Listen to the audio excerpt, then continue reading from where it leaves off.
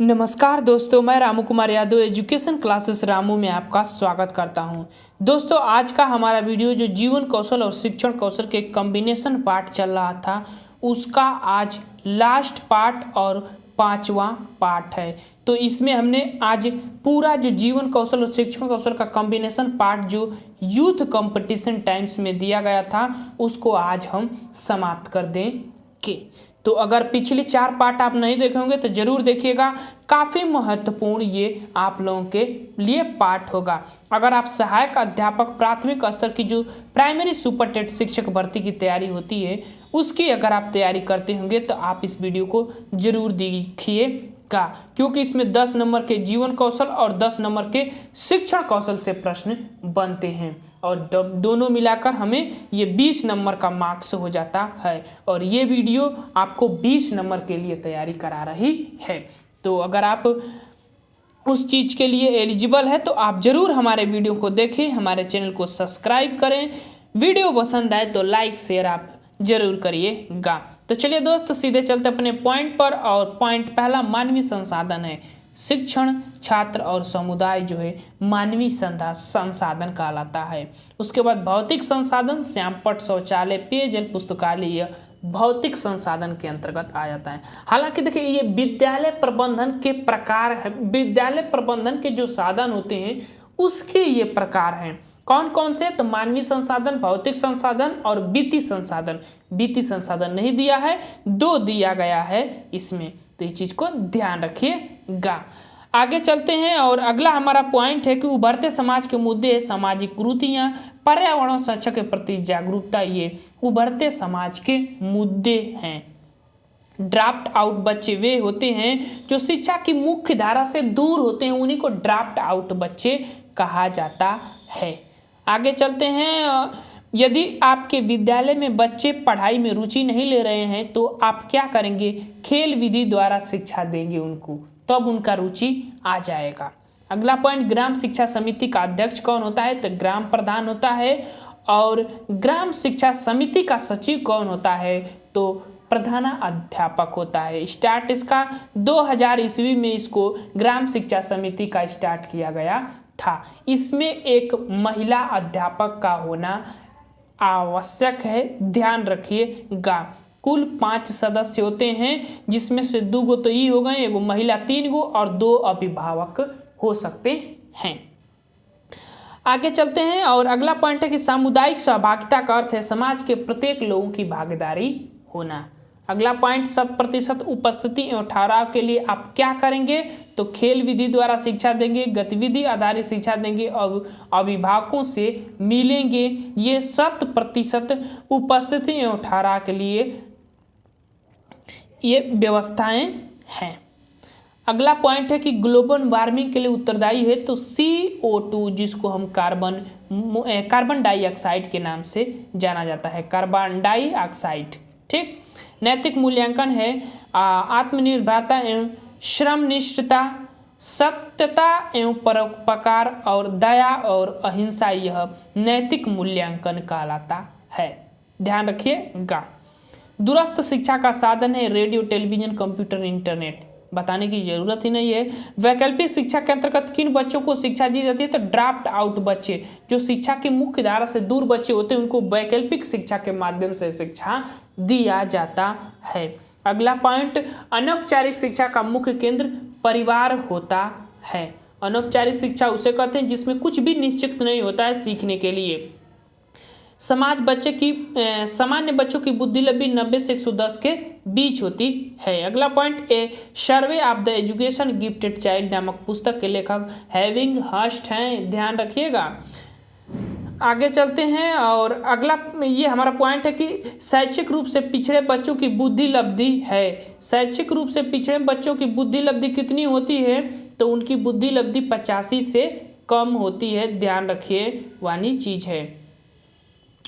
आगे चलते हैं, श्रवण बाधित के प्रकार। कम बाधित बच्चों की डेसिबल स्तर होता है 35 से 51 डेसिबल के बीच, ये होते हैं कम बाधित बच्चों के, ये श्रवण बाधित के प्रकार के अंतर्गत आता है। उसके बाद अगला हमारा मंद बाधित बच्चों को 55 से 70 के बीच इनका डेसिबल होता है। उसके बाद अगला है गंभीर बाधित बच्चे जो होते हैं 70 से 90 के बीच इनका स्तर होता है और पूर्ण बाधित बच्चे 90 से 110 के डेसिबल होते हैं। मतलब 90 से 110 के डेसिबल वाली जो आवाज़ें होती हैं ना, उतनी आवाज़ों से वो सुनते हैं जो पूर्ण बाधित होते हैं। समझ गए ना। ये डेसिबल जो है ना, जब आप एक मनुष्य दूसरे व्यक्ति से साधारण तरीके से बात करता है तो वह 30 से 40 डेसिबल की उत्पन्न करता है। उसकी आवाज़ की आवृत्ति जो है 30 से 40 डेसिबल की ही होती है, ध्यान रखिएगा। और जब जोर से बात करता है तो वो 60 से 70 हो जाता है उसका डेसिबल का स्तर। तो ये है उन लोगों का बाधित का प्रकार कि ये कितने स्तर से सुन सकते हैं, कितनी आवाज़ों से। वाक् दोष के प्रकार 6 प्रकार के होते हैं। अस्तबाधिता का चिकित्सात्मक विज्ञान में कितने प्रकार हैं? तो 8 प्रकार हैं। प्रतिभाशाली बच्चों की बुद्धि लब्धि 140 से ऊपर होती है, ध्यान रखिएगा। अगला पॉइंट, उत्तर प्रदेश बेसिक शिक्षा अधिनियम अस्तित्व में आया था तो 1972 में। इस डेट को याद रखिएगा, पूछा जाता है। उत्तर प्रदेश बेसिक शिक्षा अधिनियम कब अस्तित्व में आया था तो 1972 में। मनोविज्ञान शाला उत्तर प्रदेश में कहाँ स्थापित की गई है? तो इलाहाबाद में। और मनोविज्ञान शाला की स्थापना 1947 में हुआ था। और मनोविज्ञान शाला की स्थापना किसके द्वारा किया गया था? आचार्य देव नरेंद्र देव समिति के सिफारिश पर इस मनोविज्ञान शाला की स्थापना किया गया था। तो ध्यान रखिएगा, ये मोस्ट इंपोर्टेंट पॉइंट है आप लोगों के लिए।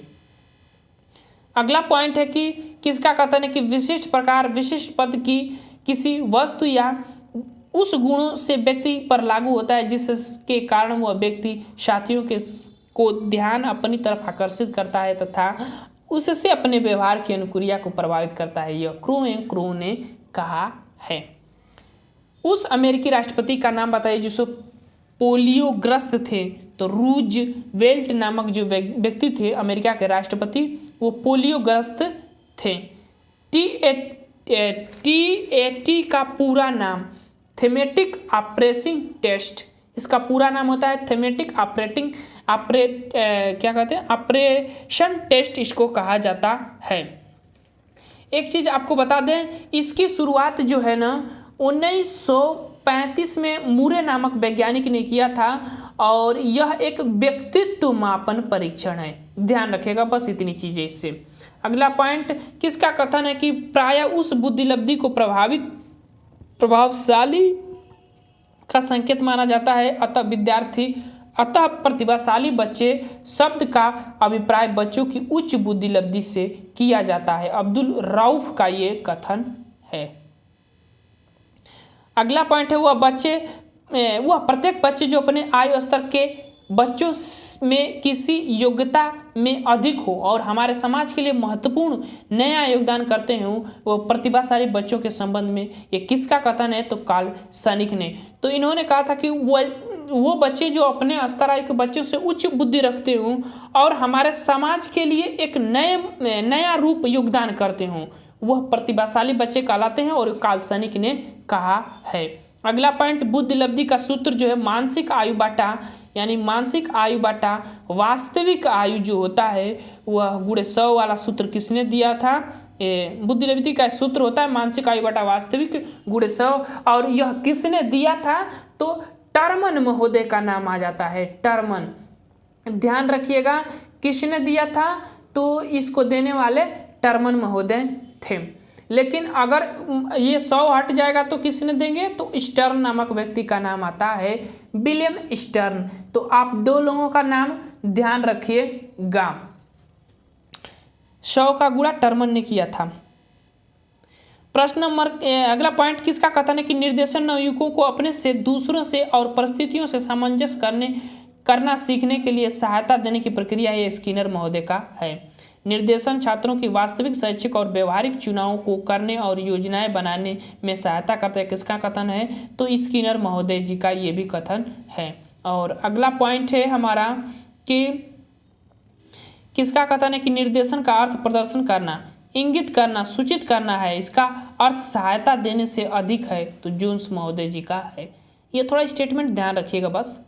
किसका कथन है कि परामर्श का अभिप्राय है कि 2 व्यक्तियों का संपर्क जिससे एक व्यक्ति को किसी प्रकार की सहायता दी जाती है उसी को परामर्श कहते हैं, और वह वेबस्टर का ये कथन है।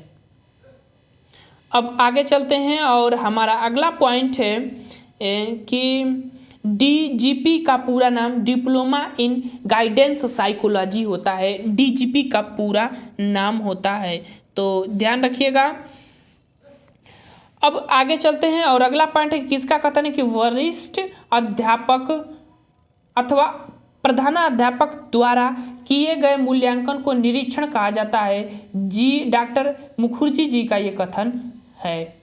और अगला पॉइंट है कि किसका कथन है कि व्यक्ति को शैक्षिक निर्देशन प्रदान करने का उद्देश्य छात्र को उपयोगी पाठ्यक्रम चुनने तथा उसमें प्रगति करने में सहायता देती है। ये रुथ स्टेंग का कथन है। अगला पॉइंट मंडलीय मनोविज्ञान केंद्र कहाँ पर स्थित है, तो जिले स्तर पर स्थापित किए जाते हैं। परामर्श से आ गया है। परामर्श का उद्देश्य है उद्बोध का विकास करना, उद्बोध को जानना, उद्बोध के अभिप्रेरकों को समझाना, ये परामर्श का उद्देश्य होता है। आगे चलते हैं। निःशुल्क अनिवार्य शिक्षा संबंधित है तो अनुच्छेद 21A से संबंधित है, ध्यान रखिएगा। यह 86वें संविधान संशोधन 2002 में इसको जोड़ा गया है, मौलिक अधिकार बनाया गया है। प्रतिभाशाली विद्यार्थी अपने निर्णय में आत्मनिर्भर होते हैं। सबको पता भैया कि प्रतिभाशाली विद्यार्थी जो है अपने निर्णय में वह आत्मनिर्भर होते हैं। आगे चलते हैं और बुद्धि लब्ध्यांक सामान्यतः डैश डैश रूप से शैक्षिक निष्पादन से संबंधित होती है, तो उच्च रूप से शैक्षिक निष्पादन से संबंधित होती है। और अगला पॉइंट है कि एक सशक्त विद्यालय अपने शिक्षकों में योग्यताओं में से किसे सर्वाधिक बढ़ावा देगा, तो प्रतिस्पर्धात्मक अभिवृत्ति का वो बढ़ावा देगा। एक दूसरे से आगे निकलने की होड़ की जो अभिवृत्ति है उसका बढ़ावा देगा एक विद्यालय। अगला पॉइंट है हमारा और वह कह रहा है कि कक्षा में एक प्रभावी शिक्षक अधिगम प्रक्रिया होती है। शिक्षक अधिगम प्रक्रिया होती है जब शिक्षक बच्चों के ज्ञान को पढ़ाई जाने वाली नई संकल्पनाओं के साथ जोड़ता है या सहायता करता है। इसके पार्श्वक में निहित उद्देश्य है ज्ञान का सहसंबंध व स्थानांतरण करना। मतलब इस स्टेटमेंट को पढ़ने के बाद ये हमें महसूस होता है कि जो शिक्षक क्या करता है कि वो ज्ञान को सहसंबंध करता है और उसको स्थानांतरित करने का कार्य करता है। क्रमिक विकास के सिद्धांत के प्रतिपादन किंग एवं थॉर्नडाइक का नाम आता है, तो ध्यान रखिएगा। अगला पॉइंट है कि अधिक तनाव का काल है किशोरावस्था। इसमें कुछ भी समझ में नहीं आता कि क्या व्यक्ति करे, इसको नाजुक अपराध की अवस्था भी माना जाता है। स्कूल बच्चों में व्यक्तिगत विभिन्नताएं किस रूप में पाई जाती है, तो शारीरिक, मानसिक और रुचि, इन सब में विभिन्नताएं देखने को मिलती है। आगे चलते हैं और वर्तमान में निःशक्त बच्चों की शिक्षा के लिए कहा गया है समावेशी शिक्षा व्यवस्था। ठीक, सभी को एक साथ शिक्षा व्यवस्था दिया जाए। एलेक्सिया है पढ़ने की अक्षमता का एक अधिगम विकार ये कहलाता है। विशिष्ट बालकों के अंतर्गत कौन आते हैं, तो पिछड़ा बालक भी होते हैं। प्रतिभाशाली और मंद बुद्धि के बालक ये विशिष्ट बालकों के अंतर्गत आते हैं। अगला पॉइंट विशिष्ट अधिगम विकलांग है डिसलेक्सिया। अगला पॉइंट जन्म के समय चोट या भ्रूण की वजह से आई मानसिक मंदता कहलाती है। जैविक मंदता उसको कहते हैं, याद रखिएगा, पूछा जा सकता है ये पॉइंट। और अगला पॉइंट है कि पिछड़े बालक वे होते हैं जो जिनके सीखने की गति धीमी होती है, जिनकी बुद्धि लब्धि 80 से 9 के बीच होती है, मानसिक रूप से अस्वस्थ और असमायोजित होते हैं, वह पिछड़े बालक कहलाते हैं। मंद अधिगमकर्ता जिन्हें शैक्षिक उपलब्धि सामान्य योग्यता से कम रहती है उसे पिछड़ा बालक कह सकते हैं। ये भी स्टेटमेंट उसी की व्याख्या कर रहा है। और अगला पॉइंट निम्न में से कौन सी इकाई का उपयोग सुनने की क्षमता की जांच हेतु की जाती है, तो डेसिबल का। मानसिक विकार के लक्षणों को नहीं दिखाता है, तो संबंध जो है मानसिक विकार के लक्षणों को नहीं दिखाता है। श्रवण बाधित बच्चों को पढ़ाने के लिए प्रयुक्त किया जाता है, तो सांकेतिक भाषा का प्रयोग किया जाता है। जो श्रवण बाधित होते हैं, सुनने में जो कमजोर होते हैं, उनको सांकेतिक माध्यम से सिखाया जाता है। गूंगे व्यक्ति जिनको कहते हैं आप। सृजनात्मक मुख्य रूप से संबंधित है अपसारी चिंतन। अपसारी चिंतन ये होता है कि आप कई तरीके से एक समस्या का समाधान सोचते हैं, उसी को सृजनात्मक रूप से संबंधित माना जाता है। जैसे अगर मैं कहूँ कि भारत में एक दिन के लिए पेट्रोल बंद हो जाए तो कई तरीके से उसका उत्तर आप निकाल सकते हैं। जड़ बुद्धि वाले बालक का बुद्धि लब्धि कितनी होती है? 70 से कम होती है। आपकी कक्षा में कुछ छात्र मेधावी हैं, आप उन्हें किस तरह पढ़ाएंगे? समृद्धकरण कार्यक्रमों के द्वारा उनको पढ़ाया जाएगा, अगर उनमें मेधावी छात्र होंगे तब। सामाजिक अधिगम सिद्धांत के प्रतिपादक अल्बर्ट बंडूरा हैं। प्रगतिशील शिक्षा के संदर्भ में जॉन डेवी के अनुसार समुचित है विद्यार्थियों को स्वयं ही सामाजिक समस्याओं को सुलझाने में सक्षम योग चाहिए, सक्षम योग चाहिए। निम्न में से कौन सा जन्मजात प्रेरक है? प्रेरक नहीं है तो वो आदत जो है जन्मजात प्रेरक के अंतर्गत नहीं आती है, ये आपको वातावरण से मिलती है।